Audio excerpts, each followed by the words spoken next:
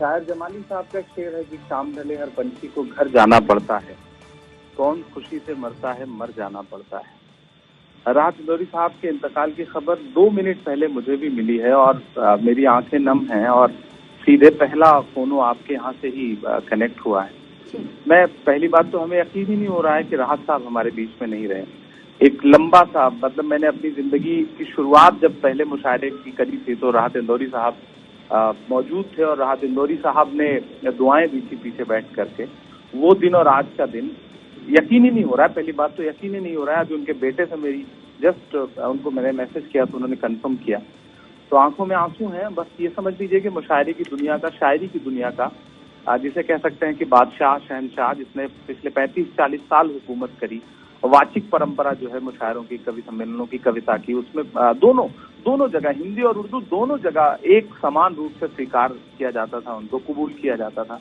और दूसरी सबसे अहम बात है कि राहत इंदौरी और बाकी के शायरों में जो एक फर्क था, जिसे मैं हमेशा मंचों पे कभी कभी मेरे मतभेद भी हुए उनसे, लेकिन उसके बाद भी मैं एक बात कहता था कि वो अकेले शायर हैं जो असल जिंदगी में जो हैं वही उनकी शायरी में भी है। लोग शायरी में कुछ और होते हैं, कविता में कुछ और कहते हैं और असल जिंदगी में बतौर इंसान कुछ और होते हैं।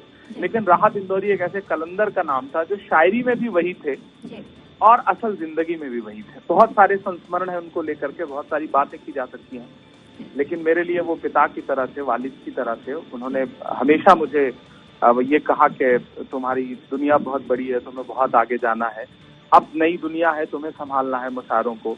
हम लोगों ने तो अपनी जिंदगी जी ली। तो मुझे उनकी बड़ी दुआएं भी रहीं और बड़ा डांट फटकार भी हमेशा मुझे उनकी मिली। तो एक तरह से मैं ये कहूँ कि मेरे लिए उन्होंने बिल्कुल, मैं कच्ची मिट्टी की तरह मुशायरों में आया था और उन्होंने कुम्हार वाला रोल मेरे साथ अदा किया और मुझे एक शेप दिया। तो बस आखिरी बातें याद करूं तो उनकी किताब आई थी और उनकी किताब जिन्होंने उनकी आत्मकथा लिखी है, उनके बारे में सब कुछ डिटेल में, दीपक रूहानी साहब, वो हमारे अच्छे मित्र हैं, तो उनकी किताब के संस्मरण भी मुझसे बहुत सारे जुड़े हुए हैं। बस बहुत गम है, बहुत दुखी हूँ। पूरी शायरी की दुनिया आज बहुत दुखी है, बहुत दुखी है और लोगों का दुख एक एक करके आप सबके सामने आएगा। तो हम सब बहुत परिवार के एक मुखिया के बिछड़ने का गम मनाएंगे, मातम मनाएंगे। कोरोना ने हमसे एक बहुत अजीम इंसान छीन लिया। से पूछो क्या गदल मांगती है कितना लहू, सब समझते हैं ये धंधा बड़े आराम का है। मुझे हमारे सर की फटी टोपियों पे तंज न कर, हमारे ताज अजायब घरों में रखे।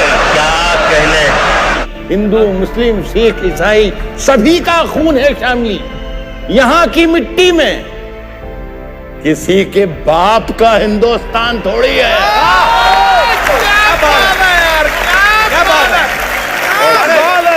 ये वो आवाज है जो हिंदुस्तान की आवाज है, जो कह रही है राहत इंदौरी जिंदाबाद, राहत इंदौरी जिंदाबाद, राहत इंदौरी जिंदाबाद।